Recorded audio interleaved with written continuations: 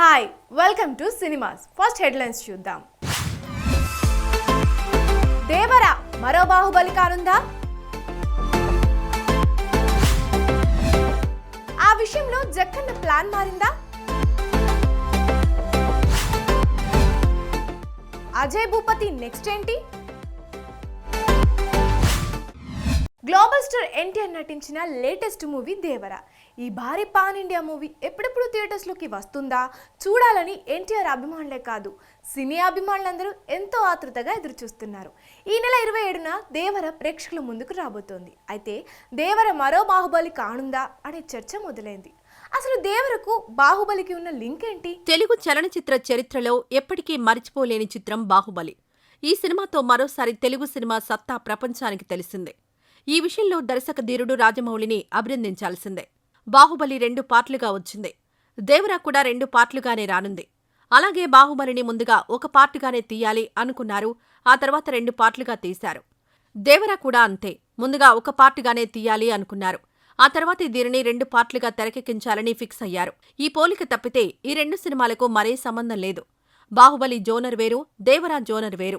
దేవరా సినిమాను బాహుబలితో పోల్చడానికి కారణమేంటంటే, ఇటీవల ఓ ఇంటర్వ్యూలో దేవరా సినిమాటోగ్రఫర్ రత్నవేలు చేసిన కామెంట్స్ వైరల్ అయ్యాయి.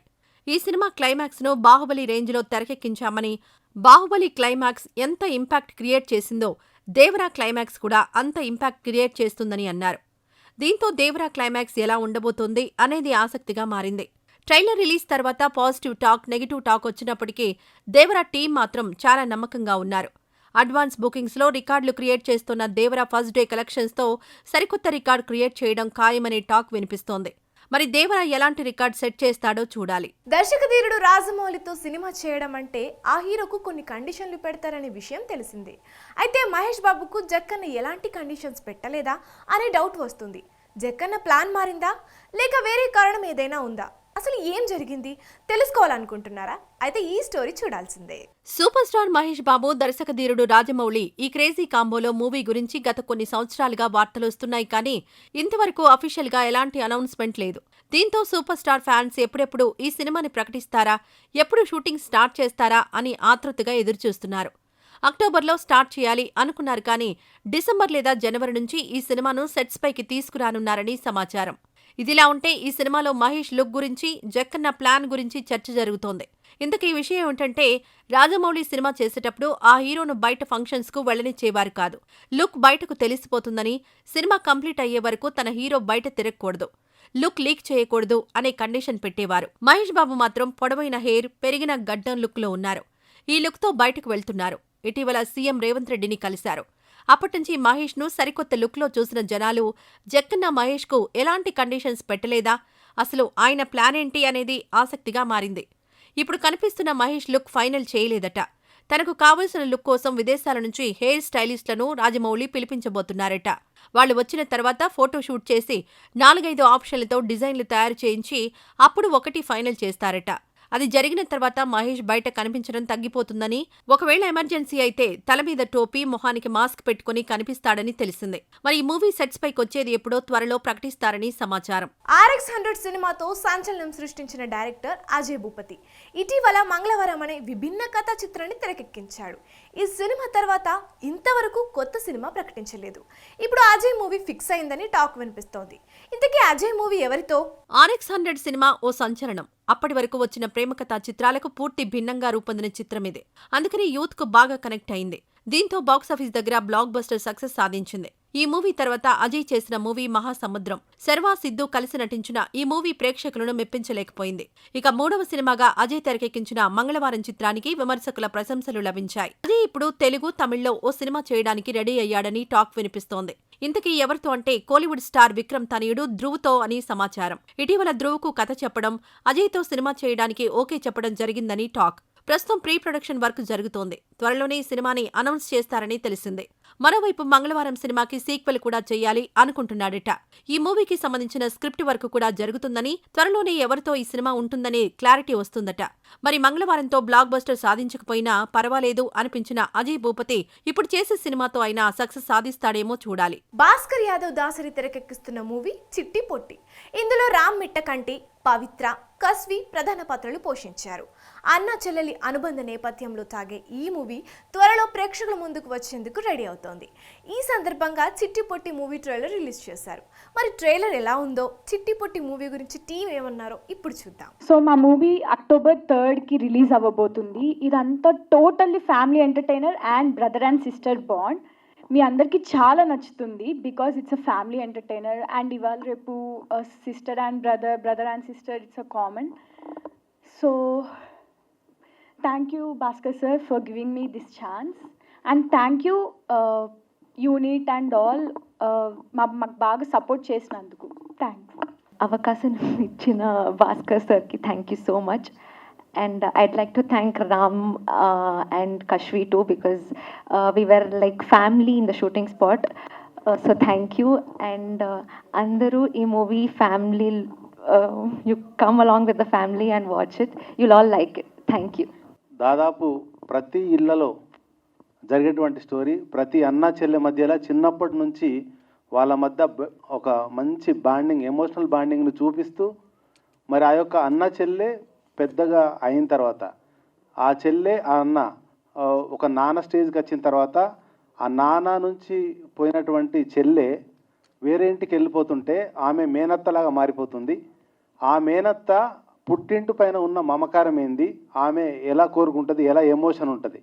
ఇంకో స్టేజ్లోకి వెళ్తే నాన్న తర్వాత తాతయ్య వాళ్ళ చెల్లె, ఆ చెల్లె ఒక మూడో జనరేషన్కి వెళ్ళిపోతుంటే తాతయ్య మన ఇంట్లో ఉంటాడు, తాతయ్య వాళ్ళ చెల్లె ఎవరో మనకు తెలియదు. థర్డ్ జనరేషన్స్కి వాళ్ళ పిల్లలకి తాతయ్య వాళ్ళ చెల్లెకి సంబంధించినటువంటి వాళ్ళ మూలాలు ఈ కుటుంబంలో తెలుసుకోలేకపోతున్నాం. అలానే చెల్లె అంటే ఎవరైతే నానమ్మ ఉన్నారో నానమ్మ వాళ్ళ అన్నయ్య ఎక్కడుంటాడో మనకు తెలియదు. ఆ నానమ్మ వాళ్ళ అన్న వాళ్ళ కుటుంబం ఎవరో వాళ్ళ ఎక్కడుంటారో కూడా మనకు తెలియదు. ఒక మూడో జనరేషన్కి వచ్చేసరికి కుటుంబాల మధ్య దూరం పెరుగుతుంది. ఆ దూరం పెరిగేదాన్ని చక్కగా కమర్షియల్గా ఇప్పుడున్నటువంటి అన్నా చెల్లెలకు సంబంధించి సంబంధములు చెప్పుకుంటూనే ఇప్పుడున్న జనరేషన్లో సోషల్ మీడియా వీటన్నిటిని టచ్ చేస్తూనే ఒక ఆడపిల్లకు సంబంధించినటువంటి ఇప్పుడు పెరుగుతున్నటువంటి కాలేజీలో కావచ్చు అన్నిట్లలో ఉన్నటువంటి సోషల్ మీడియా ప్రభావం ఎట్లా ఉంది, ఆ సోషల్ మీడియాతో పాటు బయట ప్రపంచం వాళ్ళ ప్రభావం ఎట్లా ఉంది, దాంట్లో అన్నయ్య ఎలా ప్రొటెక్ట్ చేస్తాడు, అన్నయ్య ఏ విధంగా చేస్తాడని చెప్తూనే అలాంటి అన్నా చెల్లె రేపొద్దున మా నాన్న వాళ్ళ చెల్లె మేనత్త ఎందుకు అంత దగ్గరగా ఉండలేకపోతున్నారు, మా తాత వాళ్ళ చెల్లెలు ఎందుకు చాలా దగ్గర ఉండలేకపోతున్నాం, మరి ఎందుకు రేపొద్దున నేను మా చెల్లె కూడా దూరం అంటే మేము అంటే పెద్దవాళ్ళం అయ్యేసరికి ఒక వృద్ధాప్యం వచ్చేసరికి మేము కూడా మా చెల్లె నాకు దూరం అయిపోతుందా అనేటువంటి ఒక సంఘర్షణ కూడా జరుగుతూ ఆ జరిగే క్రమంలో ఉన్నటువంటి ఫ్యామిలీలో చిన్న కొంతమంది బిజీ వల్ల కావచ్చు, కొంతమంది చిన్న తప్పుల వల్ల కావచ్చు, కొంత చిన్న ఈగో వల్ల కావచ్చు, ఆ ఉన్నటువంటి ఫ్యామిలీసు అన్న చెల్లెల సంబంధం కూడా ఏ విధంగా దూరం అవుతుంది. చిన్న కారణాలని మనం టచ్ చేస్తూనే అవి పెద్ద సమస్యలు కావు. ఒక చిన్న ఈగో లాంటిది దూరం చేస్తే, చిన్న కమ్యూనికేషన్ మనం చేసుకోగలిగితే, ఇంత మంచి ట్రాన్స్పోర్టేషన్ ఉంది, ట్రాన్స్పోర్టేషన్లో మనం కలవడానికి చాలా అవకాశాలు ఉన్నాయి. రాజమౌళి గారి గురించి చెప్తున్నాను. రాజమౌళి గారి గురించి ఎందుకు చెప్తున్నానంటే ఒక ఫ్యామిలీ కలిసి ఉంటే ఎంత అద్భుతాలు చేయొచ్చు అనేదానికి ఒక best example Rajamouli sir and family. So ఆ పాయింట్ మేము తీసుకొని సినిమా తీయాలని చెప్పి నాకు కథ చెప్పినప్పుడు నాకు అద్భుతంగా నచ్చింది. ఎందుకు అంటే సిస్టర్ సెంటిమెంట్ యాక్చువల్గా నాకు సిస్టర్ లేదు, కానీ ఈ సినిమా చేసిన తర్వాత నాకు సిస్టర్ లేనందుకు బాధ అనిపించింది. సో మీ అందరికీ ఖచ్చితంగా ప్రతి ఇంట్లో నాన్నకు చెల్లి ఉంటుంది, అమ్మకు ఒక అన్న ఉంటాడు, తాతకు ఒక చెల్లి ఉంటుంది, నాన్నమ్మకు ఒక అన్న ఉంటాడు. మా నాన్నమ్మ వాళ్ళ చెల్లి, మా నాన్నమ్మ వాళ్ళ అన్న నాకు ఎవరో తెలియదు, మా తాత వాళ్ళ చెల్లి ఎవరో నాకు తెలియదు. ఈ సినిమా చేస్తున్నప్పుడు అర్థమైంది, అరే నిజమే కదా, నాకు నిజంగానే తెలియదు కదా. సో అలాంటి విషయాలు అన్నీ మనం ఈ సినిమాలో టచ్ చేస్తున్నాం. ప్రతి ఇంట్లో మన ఇంటికి వస్తే దిష్టి తీస్తారు, ఆ దిష్టిని అడ్రస్ చేస్తాం.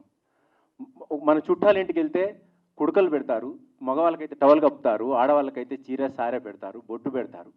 సో ప్రతి చిన్న విషయాన్ని కూడా భాస్కర్ సార్ చాలా అద్భుతంగా అడ్రస్ చేశాడు ఈ సినిమాలో. ఈ రోజు ఎపిసోడ్లో మరిన్ని ఇంట్రెస్టింగ్ అప్డేట్స్ మీకోసం. పుష్ప 2 మూవీ రామోజీ ఫిల్మ్ సిటీలో శరవేగంగా షూటింగ్ జరుపుకుంటోంది. అయితే దర్శక ధీరుడు రాజమౌళి పుష్ప 2 సెట్కు వెళ్లారట. పుష్ప 2 సెట్లో అరగంట పైనే ఉన్నారని, త్వరలో దీనికి సంబంధించిన వీడియో రిలీజ్ చేయనున్నారని సమాచారం. హనుమాన్ మూవీ ఎంతటి సంచలనం సృష్టించిందో తెలిసిందే. పాన్ ఇండియా రేంజ్ లో సెన్సేషన్ క్రియేట్ చేసిన హనుమాన్ ఇప్పుడు జపాన్లో రిలీజ్కి రెడీ అయింది. అక్టోబర్ 4న హనుమాన్ మూవీని జపాన్లో రిలీజ్ చేయనున్నారు. శర్వానంద్ హీరోగా రామ్ అబ్బరాజు ఓ మూవీని తెరకెక్కిస్తున్నారు. ఈ మూవీ కేరళ షెడ్యూల్ కంప్లీట్ చేసుకుందని తెలియజేస్తూ మేకర్స్ ఫోటో సోషల్ మీడియాలో పోస్ట్ చేశారు.